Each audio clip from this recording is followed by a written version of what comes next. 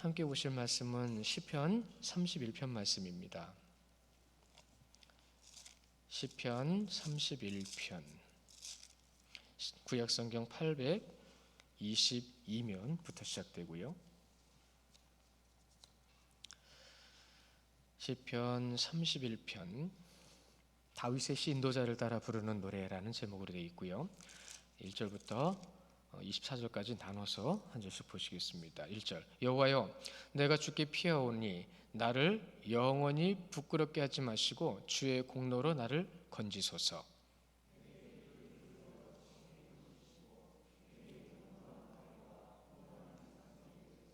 주는 나의 반석과 산성이시니 그러므로 주로 그의 주의 이름을 생각하셔서 나를 인도하시고 지도하소서.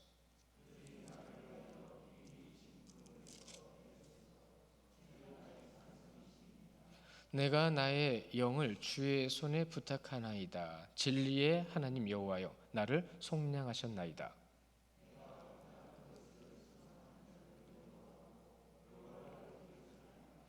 내가 주의 인자하심을 기뻐하며 즐거워할 것은 주께서 나의 고난을 보시고 환난 중에 있는 내 영혼을 아셨으며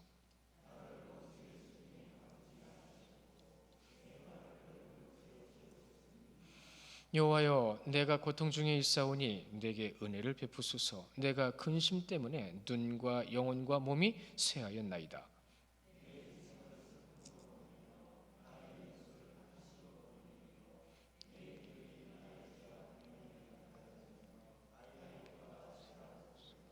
내가 모든 대적들 때문에 욕을 당하고 내 이웃에게서는 심히 당하니 내 친구가 놀라고 길에서 보는 자가 나를 피하나이다.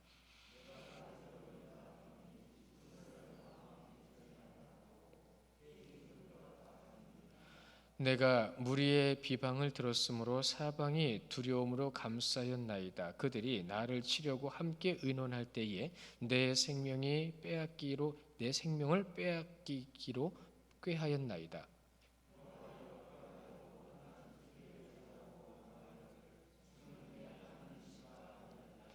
나의 앞날이 주의 손에 있사오니 내 원수들과 나를 핍박하는 자들의 손에서 나를 건져 주소서.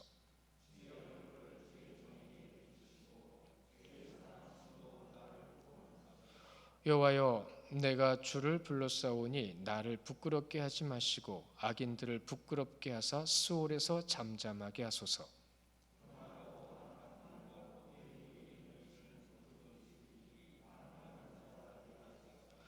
주를 두려워하는 자를 위하여 쌓아두신 은혜 곧 주께 피하는 자를 위하여 인생 앞에 베푸신 은혜가 어찌 그리 큰지요.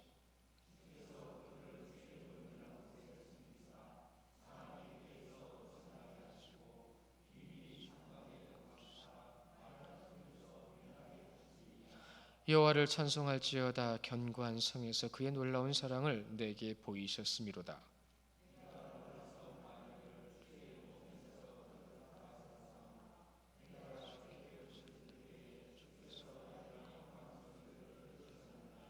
함께 보시겠습니다. 2절 너희 모든 성도들아 너희를 사랑하라. 진실한 자를 보호하시고 교만하게 행하는 자에게 엄중히 갚으시느니라. 여호와를 바라는 너희들아 다 강하고 담대하라. 아멘. 여호와를 사랑하라. 여호와를 사랑하라. 우리에게 오늘 주신 말씀은 마지막에 보신 말씀처럼 강하고 담대하라 라는 말씀입니다. 이 31편의 말씀은 굉장히 신학적인 부분에 있어서 중요하게 생각하는 부분들이 많아요. 그래서 치밀한 내적 통일성이라는 말을 쓰고 있어요. 치밀한 겁니다. 이 치밀한 것을 어디에요? 내적 통일성이에요. 어디에요? 이 내적인 것입니다. 이 심령과 마음에 하나님을 믿는 믿음이 어떻다라는 거예요? 치밀하다라는 거예요. 우리는 흔히 치밀하다라고 하면 어떠한 음모를 짜거나 어떠한 전술을 짤 때 치밀한 말을 많이 쓰죠. 근데 여러분 거기에다만 쓰는 게 아니에요. 우리가 변함없는 믿음을 분명히 유지하고 변하지 않고 온전히 주 앞에 서기 위해서는 여기 치밀함이 있어야 됩니다. 어떨 때는 내 믿음의 모습을 어떻게 어떠한 상황에서는 내가 하나님을 의지하는 모습을 어떻게, 이것을 여러분이 말씀에서든 또한 믿음의 고백에서든 분명히 하나님 앞에, 내 앞에, 삶 앞에 우리가 정비해 놓지 않으면 문제가 생겨요. 믿음이 증명되는 순간은 어떤 순간인지 잘 아실 겁니다. 많은 곳에서 증명될 수 있어요. 특히나 극한의 한계의 상황에서 그 믿음은 더 분명히 여실히 드러날 겁니다. 그렇죠? 그러한 상황 속에서 우리는 무엇을요? 진짜 실제적인 믿음을 우리는 보게 되는 거예요. 진짜 믿음이에요, 그게. 여러분, 세상 사람들은, 제가 옛날 직장 다닐 때 직장 상사들이 그런 말을 가끔 했었어요. 이 몸에 병이 있는 사람들은요, 술을 먹여보면 안 돼요. 그러니까 피부에 부스럼 있는 사람들은 술을 먹이면 거기가 가렵대요. 그리고 뭐 허리가 아프거나 몸이 좀 이상한 사람들은 술을 먹여보면 거기에 뻐근함이라든가 뭔가 증세가 나타난다는 거예요. 그러니까 술을 먹여보면 안 돼요. 그런 얘기들도 많이 하더라고요. 예, 뭔가 어떤 상황과 어떠한 조건을 맞춰줬을 때에는 그런 것이 나타나죠. 근데 믿음에 있어서는 그런 것과는 비교도 할 수 없는 거지만, 우리에게 정말로 믿음이 나타나는 그 순간은 과연 어떨까요? 우리의 믿음의 반응이 나타나는 그 순간은 과연 어떤 때일까요? 가장 어리석은 믿음에 대해서 이렇게 얘기하시더라고요. 자신이 무엇을 구하고 누구를 위해서 구하며 왜 구하고 있는지를 알지 못하는 것, 알지 못하고 구하는 믿음이 어리석은 믿음이라고 얘기를 해요. 근데 우리는 우리 스스로 어리석다라는 생각은 못해요. 하나님의 영광에 맞춰지지 않는 믿음의 간구는 결국은 어리석은 믿음이라는 얘기입니다. 이것이 하나님의 영광을 위해서요. 그러니까 자신의 삶이 더 중요하고 자신의 만족이 더 중요한 거죠. 우리가 오전에 만족이라는 부분에 대해서 분명히 말씀을 봤죠. 이 만족이라는 것 무엇이죠? 오직 하나님의 능력으로 인해서 채워지는 것, 그것에 대한 만족만이 진짜 만족이라고 말씀을 해주고 계세요. 그럼을 통해서 우리가 하나님께 영광 돌리는 삶이 돼야 되는데, 그 하나님께로 나가는 자의 모습으로 다윗은 1절에 이렇게 고백하고 있는 겁니다. 여호와여, 내가 주께 피하오니. 참 많이 들은 소리죠. 참 많이 본 말씀이에요. 주님께 피합니다라고. 이 주님께 피합니다라고 하는 이 고백 가운데서 이 시편 31편에서는 이 피한다라는 말을 하시티라는 말을 쓰고 있어요. 이 하시티라는 말이 무슨 뜻이냐면, 그 피난처가 맞거든요. 근데 그 피난처의 의미가 이런 의미입니다. 내가 진짜로 신뢰해서 내가 바라보는 그 소망의 자리란 뜻이에요. 여러분의 피난처는 어디신지 한번 생각해 보세요. 하나님께로 피할 때에 내게 주어진 은혜라는 거, 그 은혜가 무엇이냐면 건져짐입니다. 이 건져짐이라는 것이 무엇으로 통하죠? 구원으로 통하죠. 그러니까 다윗의 이 하시티는 바로 그 고백이었던 거예요. 우리는 많이 봤어요. 그러나 원문에서도 이렇게 중요하게 우리에게 알려주실 때에 영원히 부끄럽게 하지 마소서라고 이어가고 있죠. 영원히 부끄럽지 말게 하소서. 이 부끄럽지 말게, 부끄럽다라는 말은 오전에 말씀드린 그 치욕이랑 똑같은 말입니다. 오전에서는 신약에서 이 치욕을 말씀을 드렸지만, 여기서 이 치욕이라는 건 부끄러움 자체가 치욕인데, 왜 부끄러움이 치욕이냐면, 하나님께서 나를 분명히 지키시고 보호해 주신다고 하는데 원수 앞에서 당하지 않게, 원수 앞에 당하는 게 치욕인 거예요. 여러분 혹시 이런 느낌 경험 있으실 거예요. 우리 자녀들이 우리 자녀의 동기들과 여러 명이 모이는데 그 중에서 내 아들 내 딸이 부족하다고 느껴질 땐 굉장히 기분 나빠요. 다른 애들보다 못할 때도 기분 나빠요.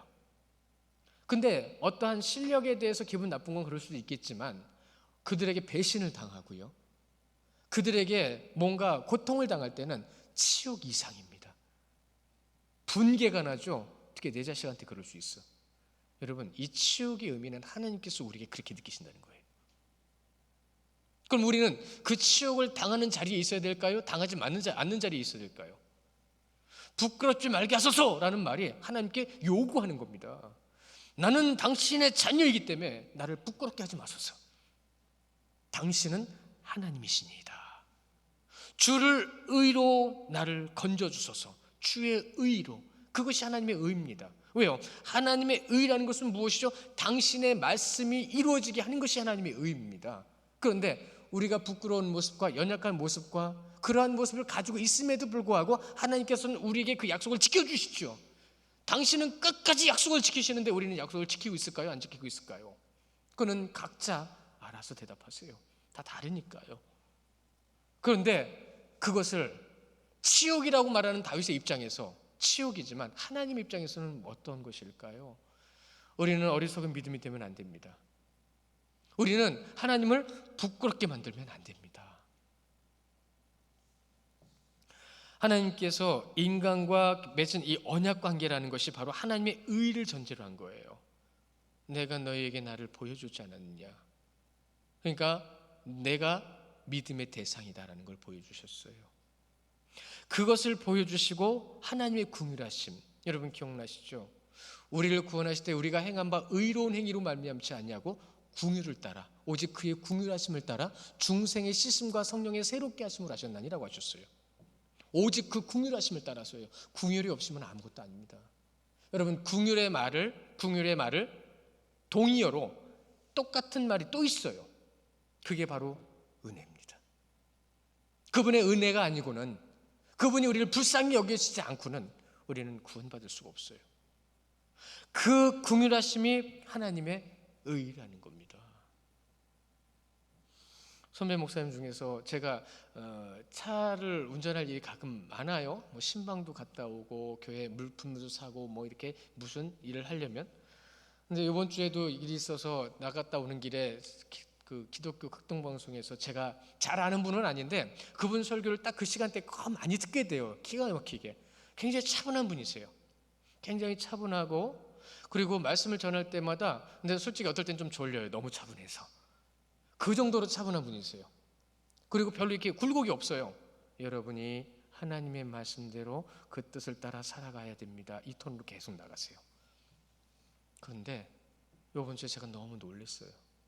그분이 무엇 때문에 그랬는지 감은 오는데 확인은 안 했으니까 그냥 그 나를 걸 그대로 전해드리면 상당히 격하셨어요. 흥분하셨어요. 얼마나 흥분을 했는지 그 흥분한 거, 그러니까 굉장히 조절을 하시면서 흥분을 하셨어요. 자기도 힘드셨던 것 같아요. 근데 우시더라고요.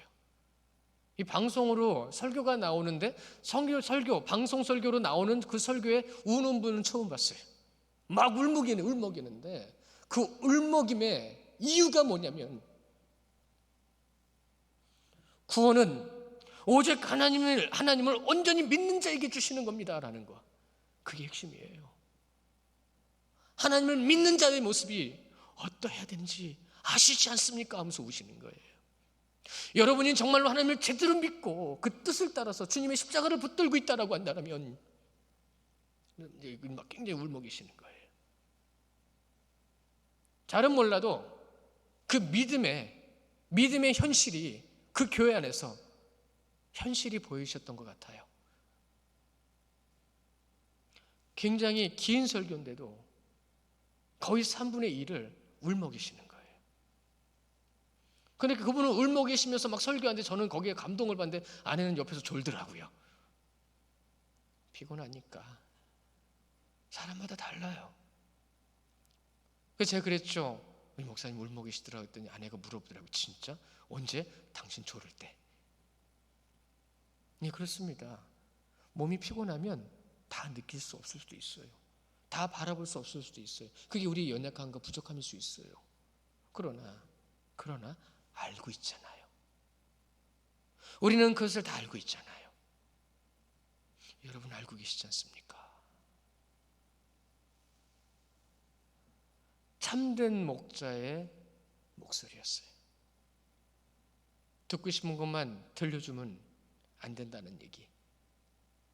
듣고 싶고 들어야 될 말을 듣지 않으려고 하는 모습 가운데에서 정말로 해야 할 말, 하나님의 진정한 복음이 무엇인지를 전하기 위해서 울며 계셨던 그 목소리를 지금도 머릿속에서 귓속에서 울려요. 예수 그리스도의 십자가를 믿는 믿음은요, 자신이 죄인이라는 것을 고백하는 것부터 시작합니다. 똑같은 설교였어요. 내가 죄인이라는 것부터. 근데 내가 죄인이라는 것을 내가 모르기 때문에 우리의 모습은 하나님 앞에 이렇게 안타깝습니다. 라고요. 자신이 죄인이라는 것을 깨닫지 못하는 것, 자신이 죄인이라는 것을 정말 고백하지 못하는 이유에는 두 가지가 있습니다. 아직은 초보적이거나 아직은 믿음을 잘 모르기 때문에 그러는 거예요. 저라고 성숙하다고 저는 말을 하지 않습니다. 매일 죄인인 것을 깨닫고 매일 죄인인 것을 알기 위해서 고백하기 위해서 노력하고 있습니다.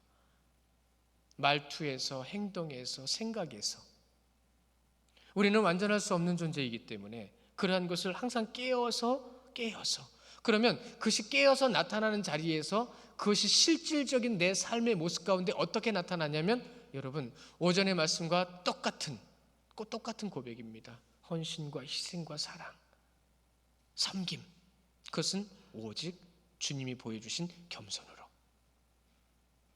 제자들 네가 크니 내가 크니라고 싸울 때 주님은 그때 물을 받아다가 무릎을 꿇으셨어요. 그리고 가장 종이 나는 천한 발 닦는 섬김을 보여주셨어요. 네가 크냐 내가 크냐는 제자들 앞에서.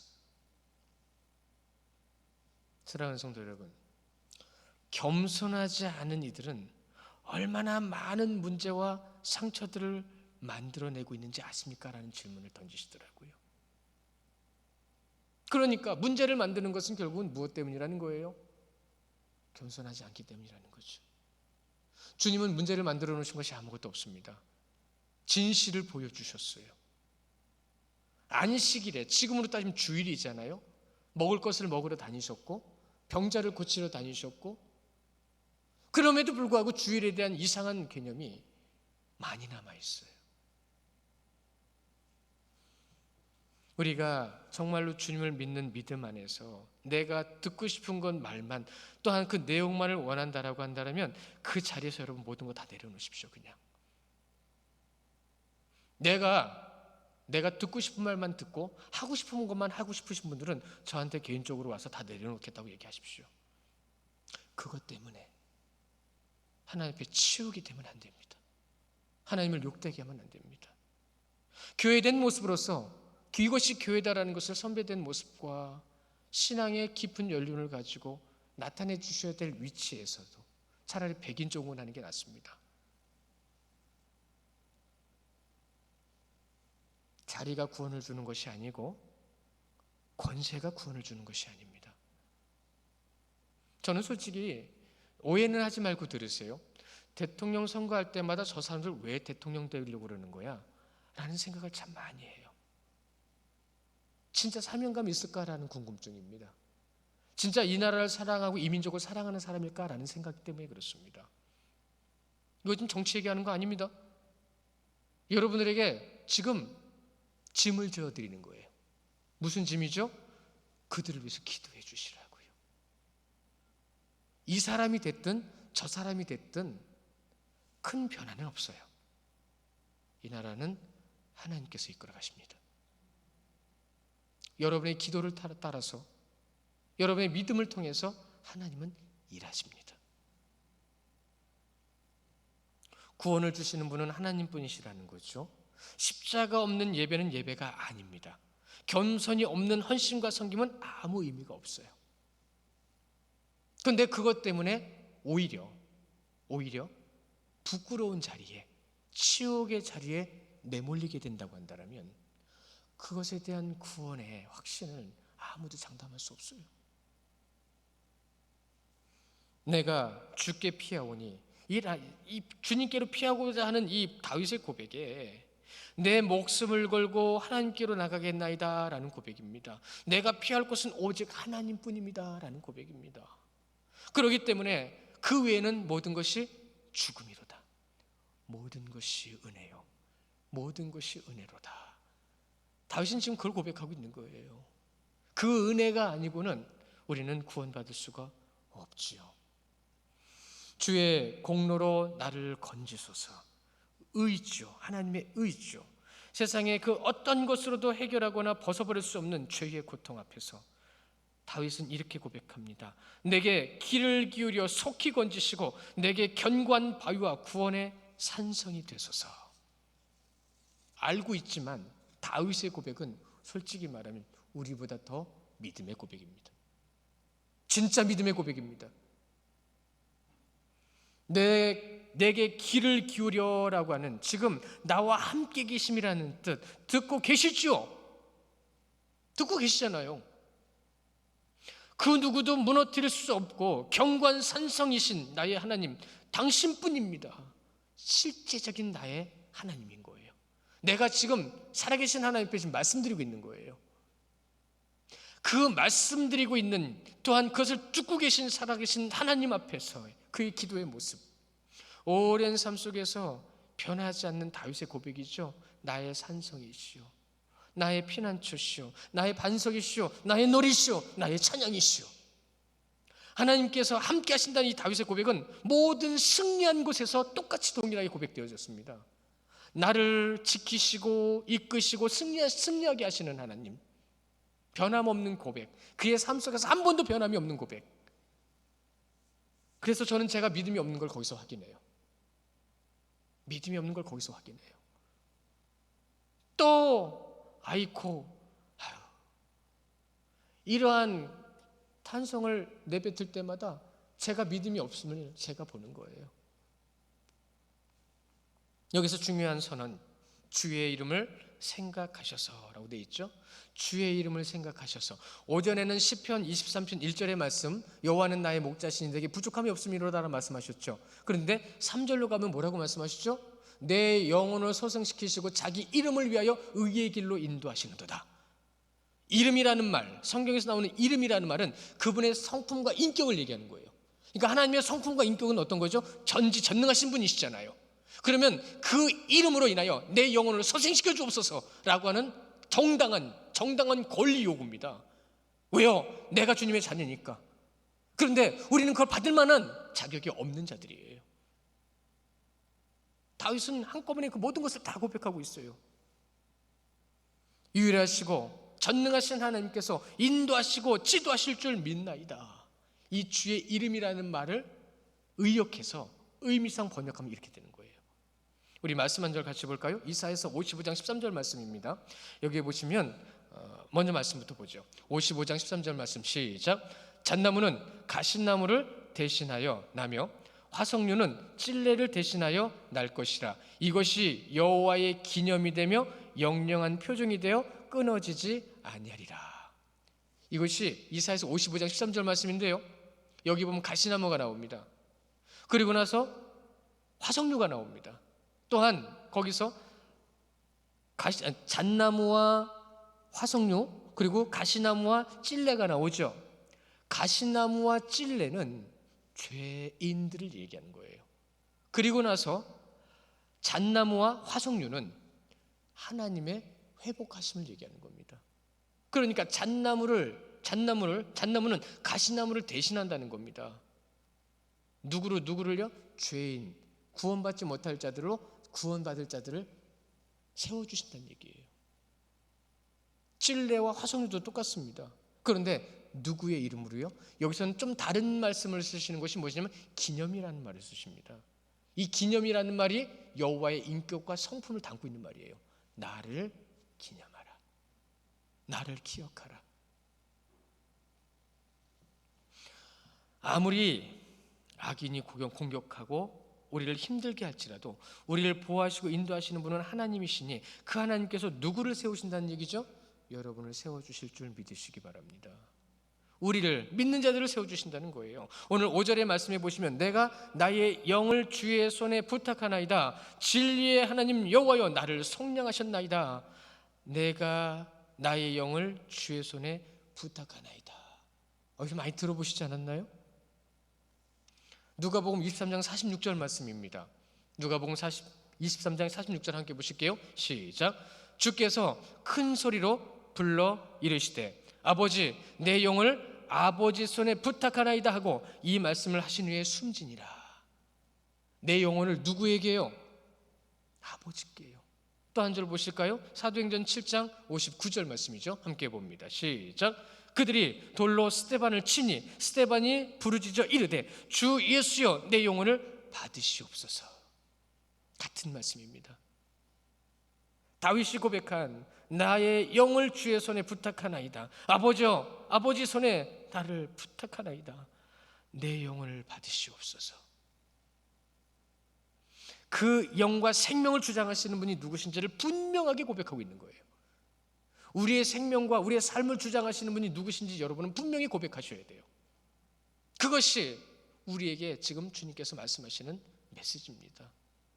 신명기 7장 8절 말씀도 함께 보실까요? 신명기 7장 8절 말씀 시작. 여호와께서 다만 너희를 사랑하심으로 말미암아 또는 너희의 조상들에게 하신 맹세를 지키려 하심으로 말미암아 자기의 권능의 손으로 너희를 인도하여 내시되 너희를 그 종 되었던 집에서 애굽 왕 바로의 손에서 속량하셨나니. 주님께서 속량하셨다고 하셨습니다. 여러분을 이끄시고 세우시고 보호하실 주님. 그런데 이스라엘 백성들은 어떻게 됐죠? 하나님께서 그렇게 계속 말씀하심에도 불구하고 귀등으로도 안 듣는 것 같아요. 더 정확하게 말씀드리면 듣는 척하는 거예요. 들었으면 그리스도인의 증거를 보여줘야죠. 증명했어야죠. 그런데 그들은 구원받지 못했잖아요. 우리는 지금 하나님의 말씀을 이들보다 정말로 열린 귀로, 열린 마음으로 깨달아 듣고 있을까요?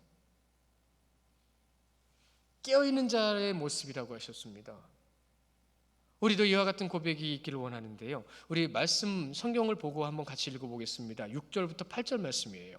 6절부터 8절 말씀 우리 한 목소리를 같이 봅니다. 우리도 이렇게 고백해야 할 것인데 시작. 내가 허탄한 거짓을 숭상하는 자들을 미워하고 여호와를 의지하나이다. 내가 주의 인자하심을 기뻐하며 즐거워할 것은 주께서 나의 고난을 보시고 환난 중에 있는 내 영혼을 아셨으며 나를 원수의 수중에 봐두지 아니하셨고 내 발을 넓은 곳에 세우셨음이니이다.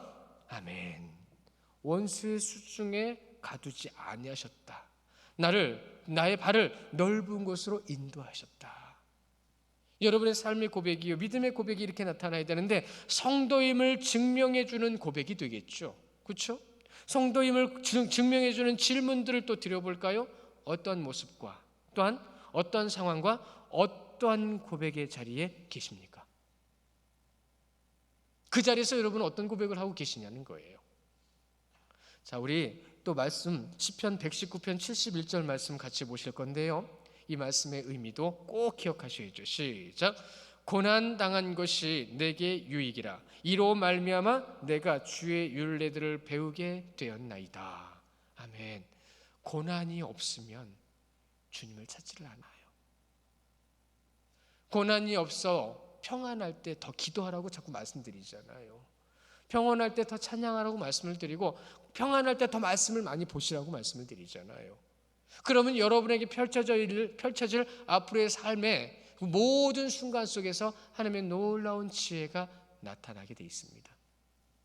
미리 준비하는 거죠.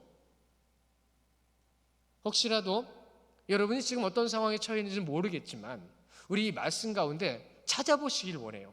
나는 지금 어떤 상황에 있는가? 나는 지금 어떤 모습인가를 오늘 말씀 가운데 9절부터 16절 말씀 가운데 우리 같이 읽으면서 나에게 적용되고 내가 지금 어떤 상황에 있는지를 한번 말씀에서 한번 찾아보시면 좋을 것 같아요. 9절부터 16절까지 천천히 같이 보십니다. 시작. 여호와여 내가 고통 중에 있사오니 내게 은혜를 베푸소서. 내가 근심 때문에 눈과 영혼과 몸이 쇠하였나이다. 내 일생을 슬픔으로 보내며 나의 연수를 탄식으로 보내며 내 기력이 나의 죄악 때문에 약하여지며 나의 뼈가 쇠하였소이다. 내가 모든 대적들 때문에 욕을 당하고 내 이웃에게서는 심히 당하니 내 친구가 놀라고 길에서 보는 자가 나를 피하였나이다. 내가 잃어버린 바 됨은 죽은 자를 마음에 두지 아니함 같고 깨진 그릇과 같으니이다. 내가 무리의 비방을 들었으므로 사방이 두려움으로 감싸였나이다. 그들이 나를 치려고 함께 의논할 때에 내 생명을 빼앗기로 깨하였나이다. 여호와여 그리하여도 나는 주께 의지하고 말하기를 주는 내 하나님이시라 하였나이다. 나의 앞날이 주의 손에 있사오니 내 원수들과 나를 핍박하는 자들의 손에서 나를 건져주소서. 주의 얼굴을 주 앞에 비추시고 주의 사랑하심으로 나를 구원하소서. 아멘. 어떤 부분에서, 어떤 상황에서 여러분에게 적용이 되시나요? 실질적인 거죠. 진짜 우리에게 있는 부분이기도 하죠. 진짜 어떨 때는 그래요. 다들 한 마음이 돼서 나를 공격하는 것 같을 때도 있어요. 근데 잘 들어가서 물어보면 또 그렇지도 않아요. 그런 마음을 누가 주는 거죠? 눈과 입과 생각과 마음이 무너지는 것 같아요. 무엇 때문에 그러는 거죠? 실제로 내 마음에, 몸에 병이 있고 고통이 있어서 정말로 하나님 앞에 힘든데 누구 하나 나를 돌아봐 주지 않는 것 같아서 외롭고 힘들 때도 있습니다. 여러분은 지금 어느 곳에 있어요? 저는 여러분이 여기에 계셨으면 좋겠어요. 14절에 여호와여 그러하여도 나는 주를 의지하고 말하기를 주는 내 하나님이시나이다. 여기에 계셨으면 좋겠어요. 또 마지막 절에 주의 얼굴을 주의 종에게 비추시고 주의 사랑하심으로 나를 구원하소서. 이러한 고백을 통해서 하나님께서 역사하시는 그 역사를 경험하는 여러분들이 되시기를 간절히 원해요. 얼마나 공감이 되고 여러분의 고백이 되시는지는 모르겠습니다. 그러나 그리스도인은요, 차라리 고난 가운데 있을 때에 이러한 고백이 진짜 있게 되어진다는 것은 안타깝지만 사실이에요. 고난이 없으면 기도하는 모습, 고난이 없으면 말씀 보는 모습, 꼭 그런 건 아니더라도 저는 굉장히 좋게, 너무 따뜻하게 바른 모습이라고 말씀드린 사건이 한 번 있었어요. 유영숙 권사님 지금 같이 안 계시지만 떠나시기 전에 1년 전에 몸 안에 마음이 확 번지고 아프다라고 할 때에 그분은 오직 하나님밖에 매달릴 곳이 없었어요. 그래서 6개월, 8개월 만에 성경을 이독을 하셨대요. 밥 먹고 말씀 보고, 기도하고 말씀 보고, 또 밥 먹고 말씀 보고, 살 수 있는 방법은 하나님밖에 없었던 겁니다. 그렇다고 해서 여러분에게 그런 병이 있기를 원하지는 않아요. 정말로 하나님만을 의지하고 하나님만을 바라보는 자의 삶으로서 세워지기를 간절히 원할 때에 그런 고통으로 여러분 하나님을 믿고 의지하는 사람들이 되시기를 않았으면 좋겠어요. 기쁨으로, 능력과 하나님을 찬양함으로 기도함과 다음과 같이 기도하고 있는 모습을 우리는 또 확인하게 됩니다. 단호해요. 분명하고 솔직한 기도입니다. 우리들 이렇게 기도할 수 있기를 간절히 원할 때 삶의 기도가 우리 17절부터 24절까지의 이 말씀이 우리의 기도가 되기를 원하면서 우리 또 같이 보겠습니다. 시작. 여호와여 내가 주를 불렀사오니 나를 부끄럽게 하지 마시고 악인들을 부끄럽게 하사 수월에서 잠잠하게 하소서.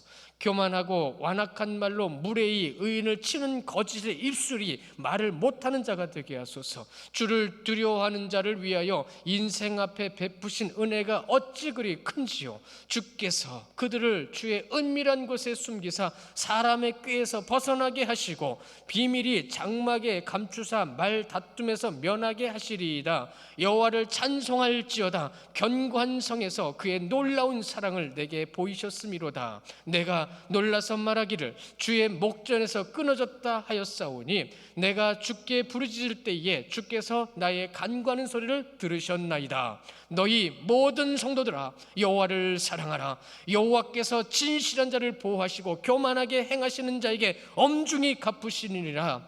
여호와를 바라는 너희들아 강하고 담대하라. 아멘. 강하고 담대하십시오. 우리가 작년에 암송한 말씀 중에 이사야서 41장 10절 말씀 기억나시죠? 두려워 말라 내가 너와 함께함이라. 놀라지 말라 나는 내 하나님이 됨이라. 내가 너를 굳세게 하리라. 참으로 너를 도와주리라. 참으로 의로운 오른손으로 너를 붙들리라. 빌립보서 3장 14절 말씀 뭐라고 하셨죠? 내게 능력 주시는 자 안에서 내가 모든 것을 할 수 있느니라. 오늘 다윗의 고백은 그 고백입니다. 강하고 담대하라. 오직 여호와 앞에서.